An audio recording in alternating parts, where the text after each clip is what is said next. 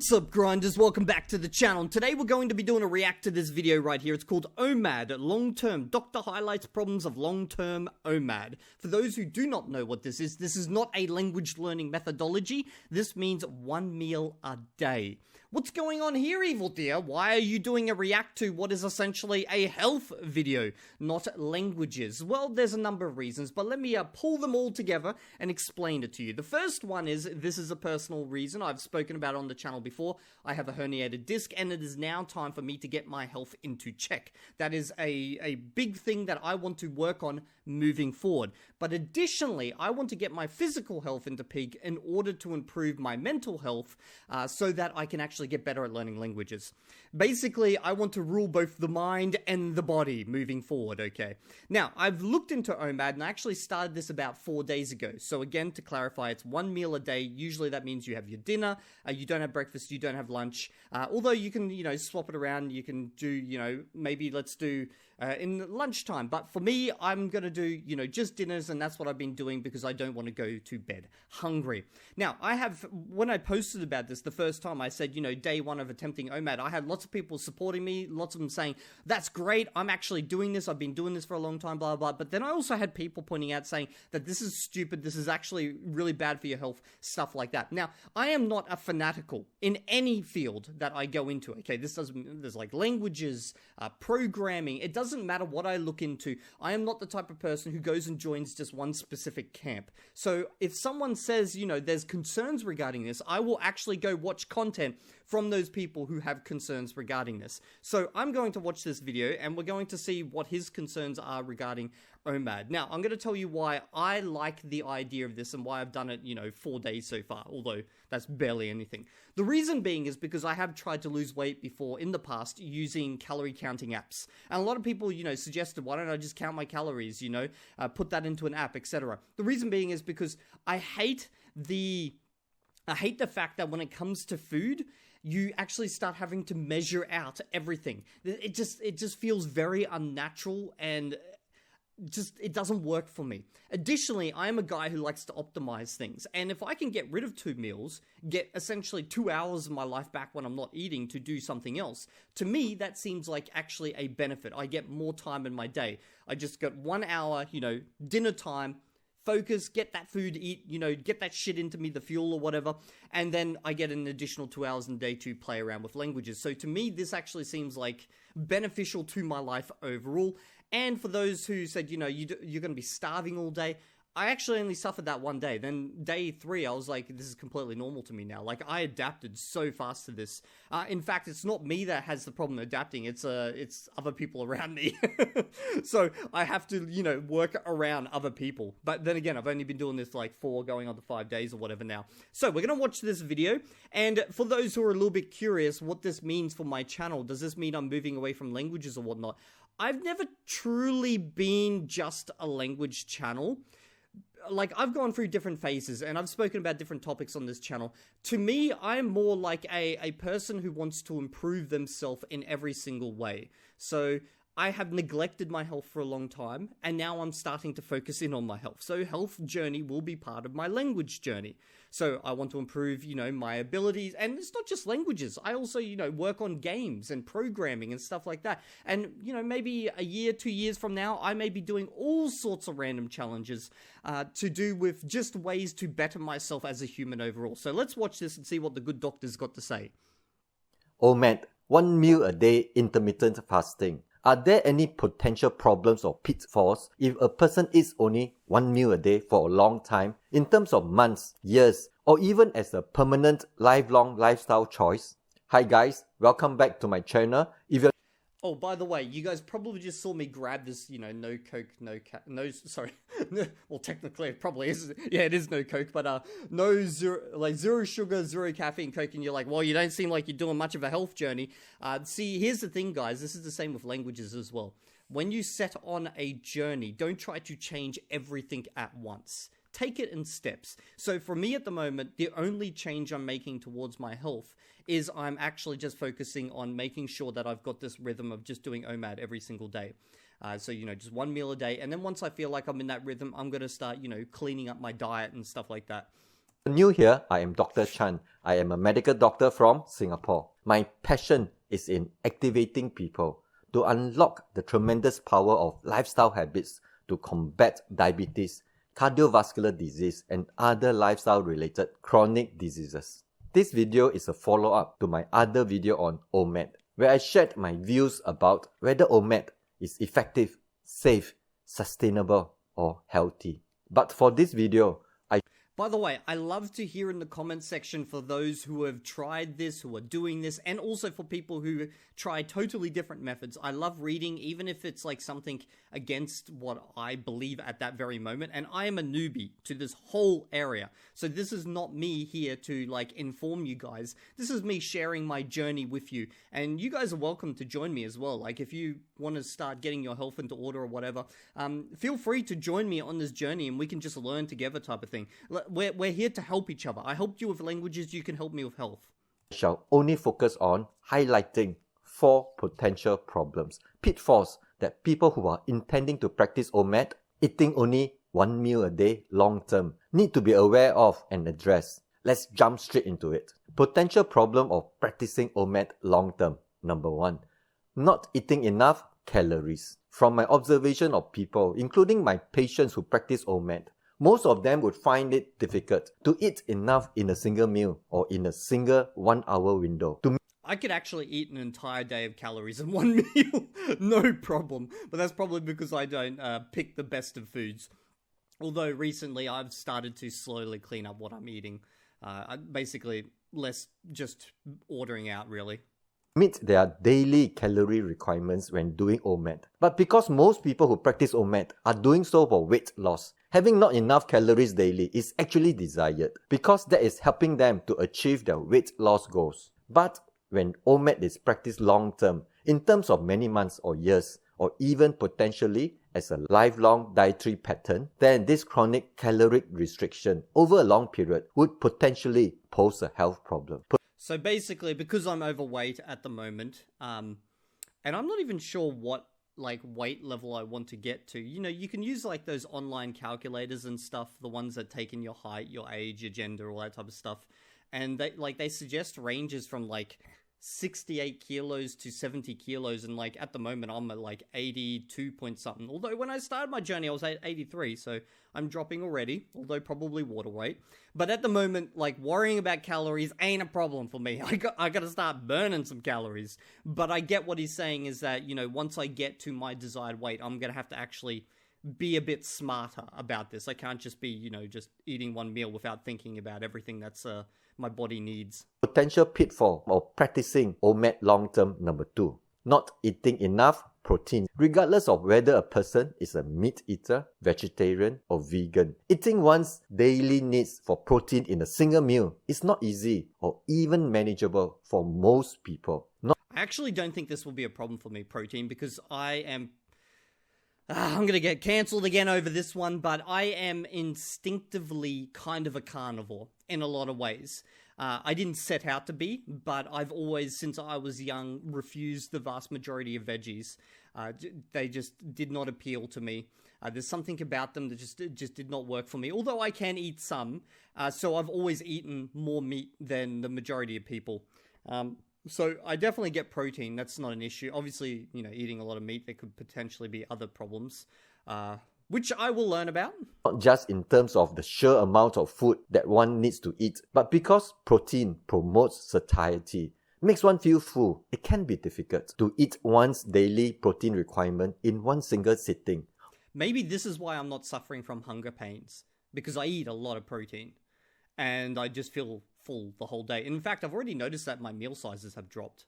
Of course, some people, the big eaters, people who are used to eating big meals, might not find that a problem at all. But there are many who do, and would fail to eat enough protein for most meals, which would then become a potential problem if that person practices OMAD over a long period of time. Potential problem of practicing OMAD long term number 3. Not eating enough variety. Not eating enough micronutrients. Potential problems number 1 and 2 of ensuring one eats enough calories or protein in a single meal when practicing OMAD, though challenging for most people, might still be possible to overcome by a minority of people. Those who are able to and willing to carefully count and ensure adequate calories and protein for the daily requirements through detailed meal planning for every single meal. But even if one is prepared to do meticulous meal planning daily and only eats carefully, you know, this is kind of, as someone who's just starting their journey, when they just start talking about, you know, you got to worry you don't have too little calories, you got to worry you get about protein and the micronutrients and stuff,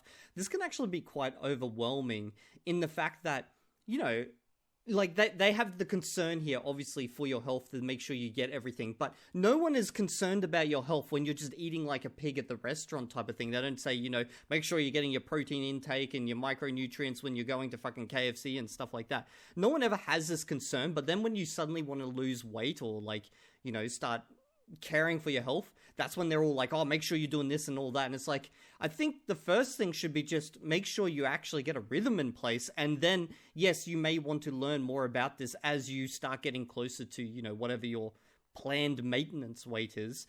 But like from day one, should you really be that worried about these things? I don't know. I feel like you just overload someone who's new like me to all of this.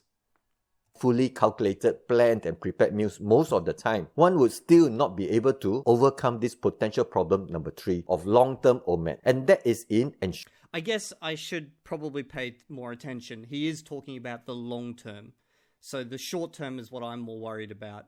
But for the long term, I guess this makes sense. Okay, yeah.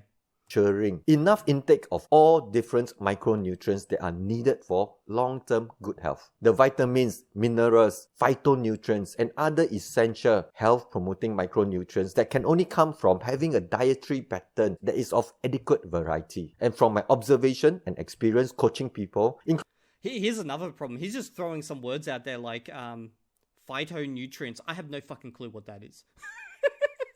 I have no clue what that is. So I feel like he's like talking to the people who know what he's saying. I'm just way too new to this whole health field. Including my patients in modifying and optimizing their dietary habits, having a diet that has enough variety of all the different micronutrients-rich foods is already a common problem for most people. You know what? I'm sorry I'm interrupting. But this is in some ways what I'm doing right now. This kind of in some ways reminds me of my journey with Dreaming Spanish. And the reason being is because when I set out, I had some ideas about, you know, learning a language via comprehensible input based on, you know, my experiences elsewhere. And right now I have some ideas about, you know, getting to a healthy weight based on, you know, different things I've randomly tried. But I've never, you know, actually gone down the path. I've never walked it. So I feel like this is kind of exciting in some ways because the longer I walk this path, the more experienced I will get. And then obviously I'll be able to start, you know, eventually sharing my own experience. But at the moment, this is all just like fucking brand new to me, like these words and stuff.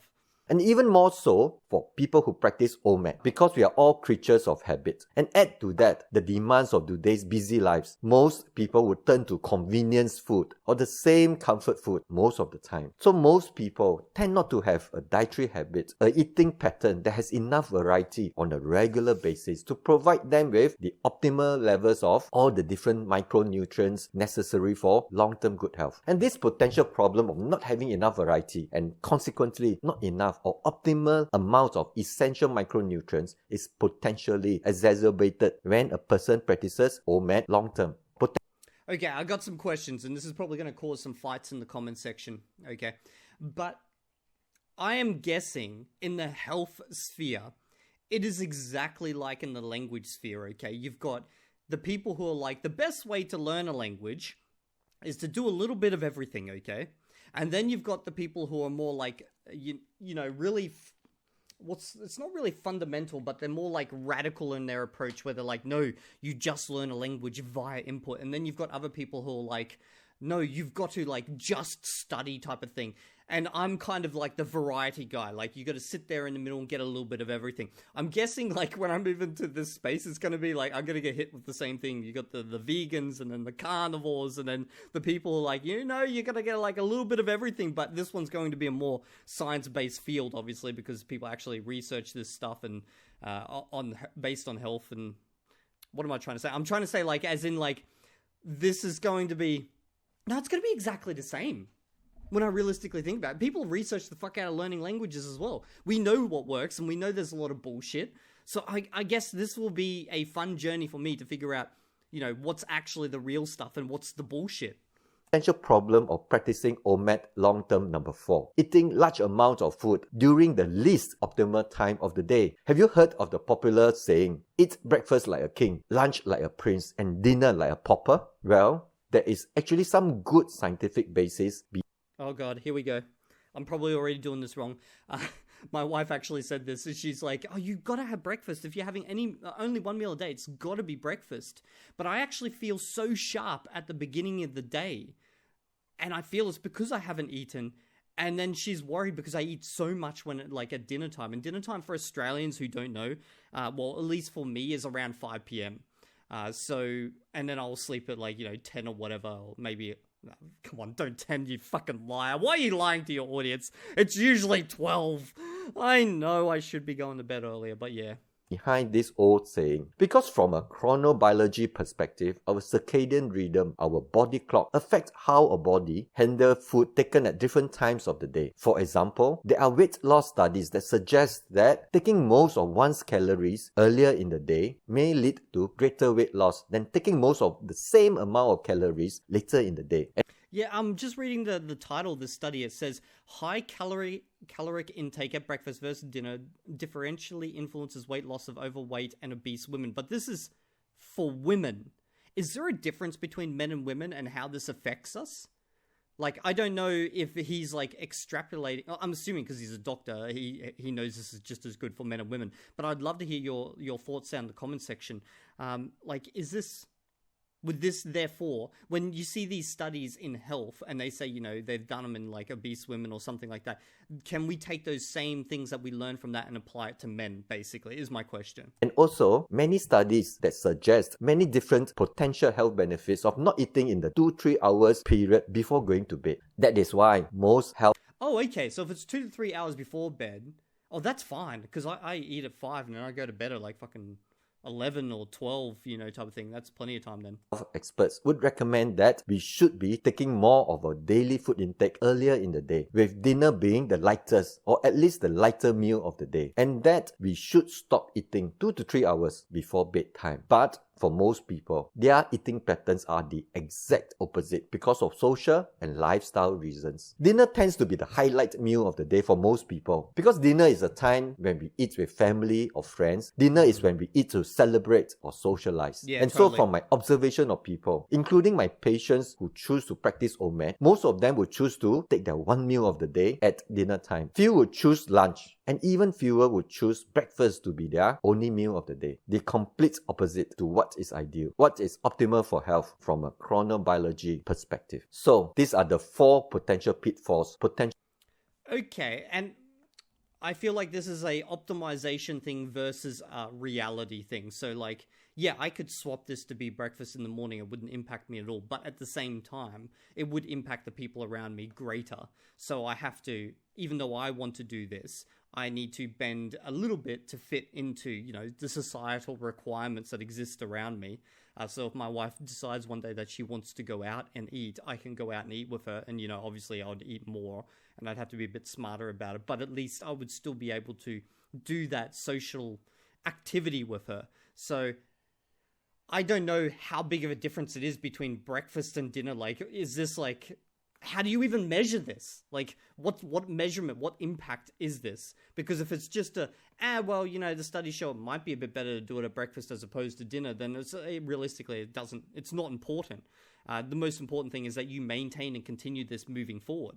Problems of doing OMAD long term. Of course, some might argue that these potential challenges can be overcome by supplementing with liquid meal replacement, protein shakes, or various other supplements for vitamins and other essential micronutrients. Although supplementation does play an important role in certain unavoidable circumstances, such as for people who have various nutrient deficiencies or have difficulty eating enough after surgery or because of illnesses, I would not recommend supplementation as the go-to solution for people who are healthy and are able to eat normally. I recommend that regardless of whether we are vegetarian, vegan, or meat eaters, we should aim towards getting most of our nutritional needs in the form of whole foods, minimally processed whole foods. So doing OMAD long term could potentially result in chronic caloric restriction, inadequate protein intake, suboptimal nutrients intake, suboptimal meal times. Because it is not easy to eat enough variety from one single meal or within the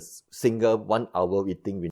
Okay, so the only actual big long-term downsides to OMAD, if we're looking at this from a health perspective and not a societal perspective, is the fact that when you get to your maintenance weight, then if you're not smart about what you eat during that big meal, your one meal a day, then you may actually be missing out on micronutrients and all these types of things. Now, me, being someone who just eats, as we call here, the SAD diet, the standard Australian diet, I'm probably missing out on all those things anyway. So, like, this is like I see where it's going, but at the moment, I don't think this is too much a concern. But for those of you guys who were in my comment section when I did post that comment and was saying that this is a terrible idea, why is it a terrible idea? And if you have a better video for me to review as to why this is a terrible idea, please drop it and let me know, and maybe I'll even do a review on this channel. I am always prepared to, look into things that counter my perspective on things.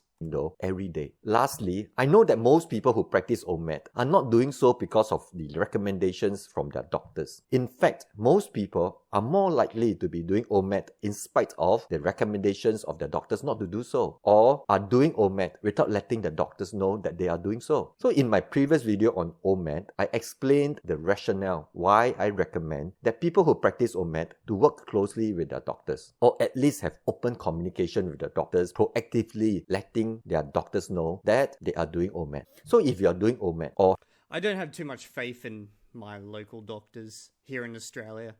The reason being is because, for example, the first time I went there, and I believe was the actual time I, damaged my herniated disc, or at least it became to the surface level. They sent me off to get scans and stuff, and they told me, it looks like you just pulled something, just rest up a little bit. But I was pretty sure it was a lot worse than just pulling something. And every time I go, they're pretty dismissive about things. But that might just be my local doctor type of issue. So this is why I have to take this type of stuff, like health, into my own hands and manage this moving forward. I can't trust other people to look into this for me. Have done OMAD for a long time or are considering practicing OMAD long term, I hope you would at least consider be mindful of these 4 potential problems of doing OMAD long term. For my other video on OMAD, where I shared my views on whether OMAD is effective, safe, sustainable, or healthy, you can watch that video, link here. I am Okay, so I should have probably have watched that other video instead then.